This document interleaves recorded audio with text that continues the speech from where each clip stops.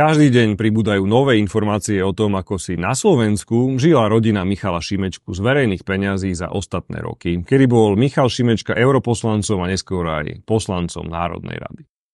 1 000 000 eur, ktoré rodina získala pri vážnych podozreniach z viacnásobného porušenia zákona z verejných peňazí za 4 roky, to je správa, ktorá nie je zlúčiteľná s funkciou podpredsedu parlamentu. A práve preto vyzývam predsedu Progresívneho Slovenska, aby sa vzhľadom k zverejneným správam vzdal okamžite funkcie vo vedení Národnej rady a sám sa tak vyhol hanbe, ktoré bude čeliť pri odhaľovaní ďalších nepríjemných informácií, ktoré aktuálne priniesol audit Ministerstva spravodlivosti.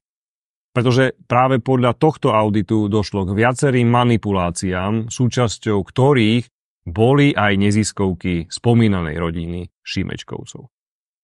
A osobne si želám, aby si opozícia dokázala vybrať na post podpredsedu Národnej rady osobnosť, ktorá vo verejnosti nevzbudzuje podozrenia z rodinkárstva, korupcie a klientelizmu a má ďaleko naviac než samozvaný etalón slušnosti a spravodlivosti s menom Michal Šimečka.